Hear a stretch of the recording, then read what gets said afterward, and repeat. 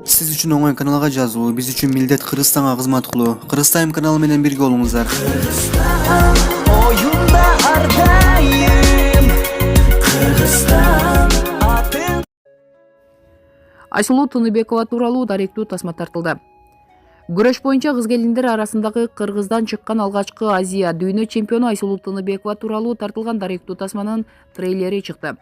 Тасма америкалык Рэйчел Сайн тарабынан тартылган. Ал бул тууралуу. Аталган тасма 2018-жылы тартыла баштаган. Алдыга койгон максаттарды ишке ашырууга Айсулуунун күчү жетерин билгем.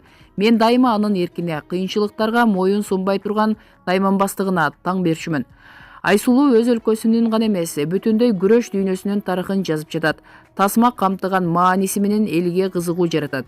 Бүгүн аны чемпион катары көрүү оңой, бирок бул жеңиштин артында турган 10 жыл аралыгындагы талыкпаган эмгек, күжүрмөн аракетти элестетүү кыйын. Кызыктарга бай жана ар бир адамга дем көч бере турган окуя менен ар бир адам менен бөлүшкөнгө шашылып жатам. Булак Супер KG сайты.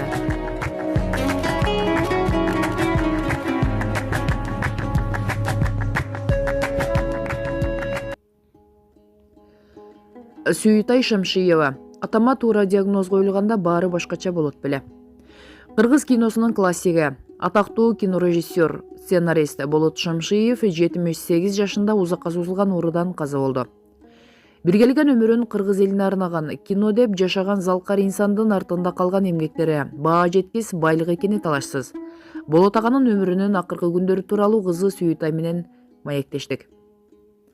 Сүйүтай айым, атаңыздын арты кайрылуу болсун. Болот аганын ден соолугу эмнеден улам кескин начарлап кетти.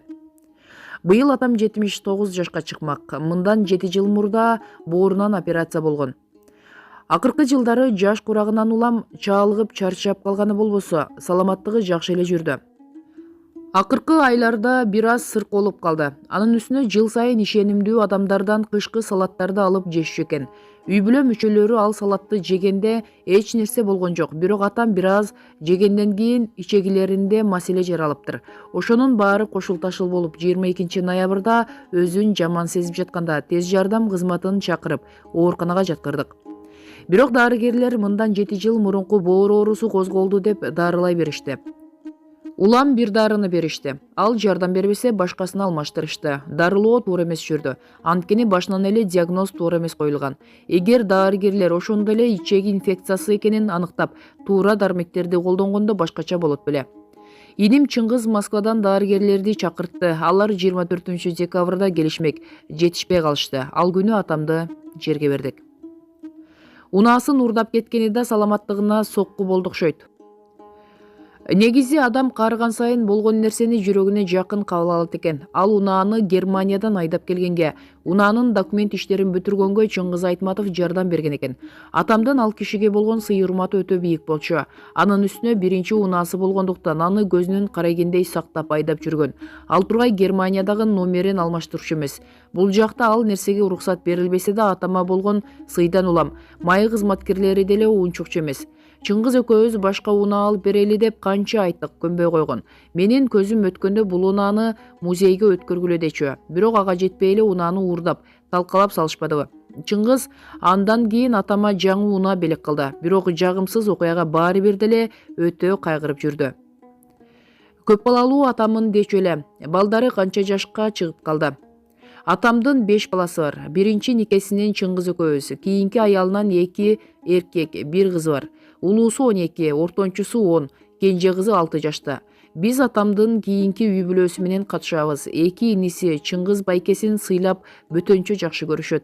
Чыңгыз да колунан келген жардамын алардан аябайт. Өзгөчө эми атасы жок калганда аларга биздин колдообуз керек деп ойлойм. Кызы болсо балалык сезим менен атасынын жок экенин жакшы деле билбей жатат окшойт. Бирок акыл эси кирип калган уулдарына кыйын болду. Атам балдарына өзгөчө жакын болчу. Аялы сизден бир топ эле күчүү болсо керек. Аны менен бат эле тил табышып кеттиңизби? Кандай болгон күндө да атамдын тандоосуна биз каршы чыккан жокпуз. Аялы менен мамилебиз сый. Бир жолу күйөөм экөөбүз коноктосуп, атам азыркы аялы менен, апам күйөөсү менен келди. Жакшынакай бир дастыркондо сүйлөшүп отурдук. Бирок кайын журтум ушундай да болобу деп таң калышкан. Атам менен апамдын маданияты бийик адамдар. Ал жагынан маселе жаралчу эмес. Апамда атам ооруканага жатып калганын укканда дароо Бишкекке келди. Биздин жаныбызда болуп, колдоосун көрсөтүп турду. Азырда бул жакта. Жылда 12 январда атамдын туулган күнүн өткөрүп, ага белек берип, дастуркондо чогулчу элек. Быйыл бул күнү туугандарга Куран окуттук. 80 жылдыгын белгилеп маареке өткөрөм дечү эле. 2021 жылы маарекесин өткөрөбүз деп атамдан мурун биз ойлонуп жатканбыз. Акыркы Кочомкул Баатыр тууралуу жазган даяр сценарийине кино тартам деп көп чуркады. Ооруканага жатаардын алдында анын киносуна каражат бөлүнбөсүн билип өтө капа болду. Ооруп жатып калганда да канча жашаарымды ким билет. Жок дегенде ал күчүм бар кезде акыркы кинону тартып, элиме калтырып кетсем болбойт беле деп жатты. Биз Чыңгыз келинчеги Алина болуп айланчыктап жанында жүрдүк. Колубуздан келишинче жубатып, 24 саат бою жанынан жылбай жаттык. Ата киного каражатты өзүбүз табабыз деп көңүлүн көтөрдүк. Эми атамдын аткарылбай калган арманын биз ишке ашырганга аракет кылабыз. Бирок биз тарткан кино Шамшиевдикине окшошпосо керек. Атама буга чейин кылган кызматын эске алып, эл баатыры наамын беришсе жакшы болмок. Биздин бул тилегибизди эл деле колдойт деп ишенем.